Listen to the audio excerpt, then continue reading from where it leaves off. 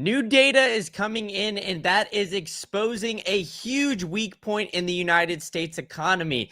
This could even rival something of a recession of 2008 because of how concentrated American households are. Now, before you tell me I'm being a doomer, let's get into how interesting this whole relationship is with the United States and the overall stock market, because not only have we had Jerome Powell and Donald Trump essentially going at it publicly, where Trump is even posting things on Truth Social about firing Jerome Powell a few months before he's due to leave office.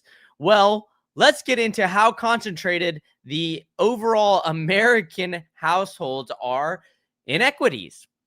Americans now have 32% of total household assets in equities, which is the largest. This is followed by real estate, which is norm.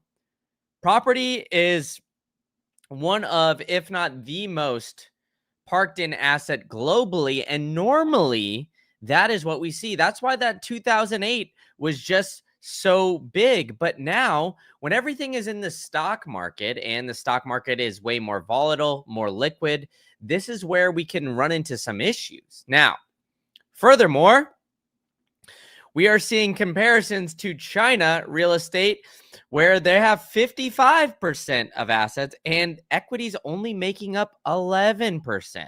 Now, in the UK, Korea, and Australia, household 57, 65, 57.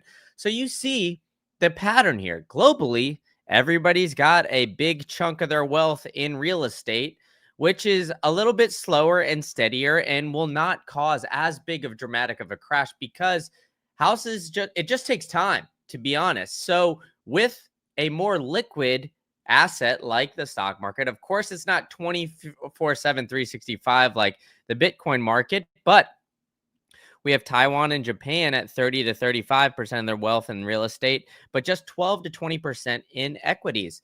So Americans holding more stocks in ever before. Look, I'm not one to always quote CNN, but I believe them when they say this is a bright red flag, because more money in stocks means that it may be inflating their accounts and they're exposed ever to a potential market slump. So both direct and indirect stock holdings from mutual funds, retirement plans are just an all-time high. Now, Americans are, quote unquote, richer than ever before, at least on paper, right? I mean, the stock market is always very interesting with all of this, because everybody's always looking at how can we determine Americans' wealth? Well, if you have a lot of exposure to stocks, well, I mean, it seems like a very easy way to look at it, right? So reaching that 176.3 trillion in Q2, up 46 trillion before the pandemic. Now, we've had a generational run in the stock market, but stocks surging has brought a record net worth, with equities nearly surging since 2019. Despite these gains, the Fed data showed household borrowing and government debt increased. Interesting, huh? Even though we have the stock market absolutely skyrocketing in flight, we have something very peculiar here. Debt just keeps going up. It's almost like the government has a spending problem and not an accumulation problem, which, if you have been coming to this channel, you know I've been saying that for a long time. So make sure you're hitting that subscribe button for me, because the amount of wealth concentrated in one area is never good, right? You want to have diversification, at least for the overall market. Now, person to person, that varies, but household wealth eking out record highs continually on stockhold gains is very interesting, because now we won't have we're having a decline in housing, and because of that, we're seeing a growing percentage face higher mortgage rates. So 22% of Americans are now facing higher mortgage rates than before.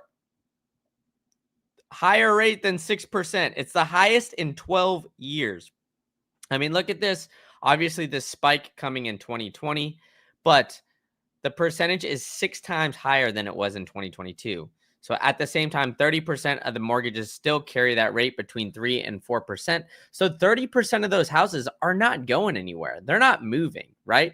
Why would you go and move your house, to a maybe potentially more expensive one, but it's more expensive on paper and you're going to have to pay higher interest? Well, it doesn't seem like that's always the logical case. So a lot of people are going to be avoiding that here in the future. So, or at least in the near term, right? Additionally, 23% of mortgages have rates below 3%, right? So that 3% is a magic number. So I think that as we still stay very high, we're not going to see a lot of people just keeping a close eye on these interest rates, because we need these interest rates to go down in order to have mortgages come down with it. Now, when you look at interest rates globally, the world central banks have cut 168 times over the last 12 months, the third highest reading this century. I mean, my golly, that's crazy.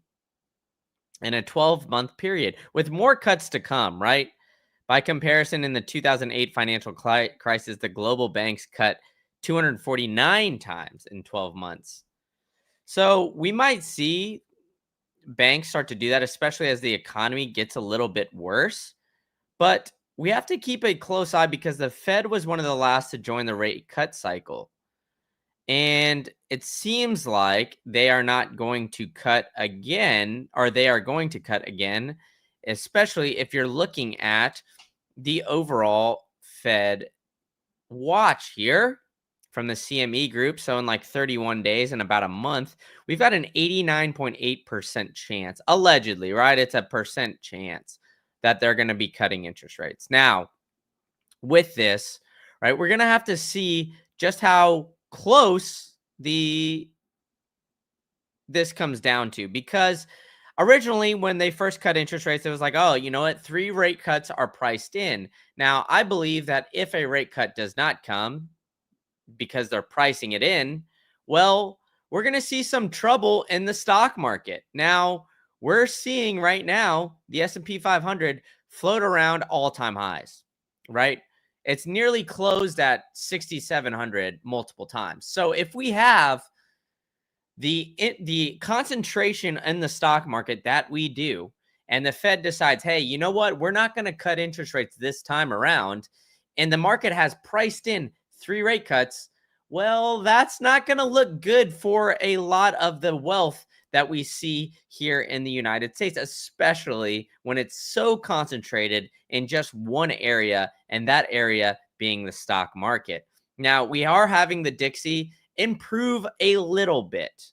Now, we're still at 98, 98.1, nearly 0.2, and we haven't really climbed up too much. I mean, we climbed up from that, low end number, but of 97.1 ish, but there's a lot of leverage in that market, so we're seeing a lot of things kind of move forward, and a lot of key events that are coming up this week that could affect this rate cut decision.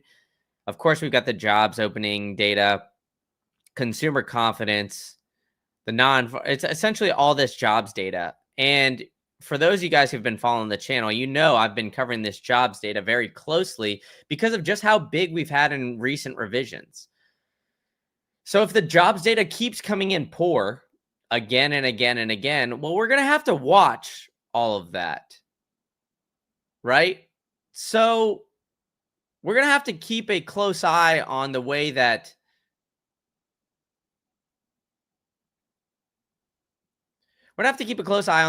this develops this week, especially the jobs data, right? I mean, if there's going to be a big revision, especially of next month, of this past month's data, where we already revised like nearly 1 million jobs down, that's going to be massive, right?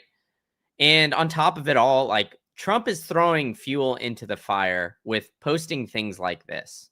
I mean, I said it to you guys at the beginning here, but when we see the sitting president calling out the Fed Reserve like this, and just, I mean, I know it's a meme, but political cartoons have been used in the past for very powerful things. So As All Nighter Hider is saying in the chat, stocks are conventional. Those that invest conventionally should expect conventional results. Well, there we go. Exactly there. We've got some goats in the chat. McLovin, All Nighter Hider. So, I agree with you. The blowhardness of this. I don't necessarily like seeing, Trump calling out the Fed chair like this, but it is something that we need to watch because you're essentially giving less confidence in the government when you do things like this. Now, I'm not saying that we need to be all confident in the government, but if the market thinks that there's a recession, well, that's when a recession is going to come. So, on top of it, basic necessities are getting more and more unaffordable. US grocery prices surging by 30% is an all-time high, and the overall food prices have gone up by 30%. Now, the interesting thing with these two numbers that I'm pointing out here is that the CPI numbers excludes energy and food. They always try to avoid that, right? So, I think that we're potentially looking at food away from home going up. We're looking at household expenses just to keep coming up. And economics should not be politicized. Unfortunately, All Nighter Hider, we're not in a world like that anymore. We're in a world where literally everything is politicized. And so we're going to be looking at how close the overall stock market is doing. I mean, Trump is using that as an advantage, essentially saying things like, hey, you know what? Look at me. I'm having one of the best markets in history. You guys should vote for me or vote Republican, because we have these 2-year primaries that come in back and forth. And, affordability on groceries should not be a political aspect. Everybody should want groceries to be cheaper for people, more affordable, right? Within reason. Right? We don't want the homeless going out buying steak dinners necessarily, but we do want the country to be healthier. We do want the affordability to be up there. And, transportation is another thing that's very interesting because, straining household budgets have been crazy. All of the US dollar has nearly lost 25% of its purchasing power. Affordability is getting worse. We really see these numbers cracking up a little bit, and we're going to see the potential of cutting interest rates, which is going to put more money into circulation, which I don't necessarily believe is a good thing, at least initially, right? So everybody's feeling this pain, but I'm going to be documenting all the things that are going on, trying to be unbiased for you guys. So make sure you guys are hitting that like button, hitting the subscribe button for me, and I'll catch you guys all at the next one.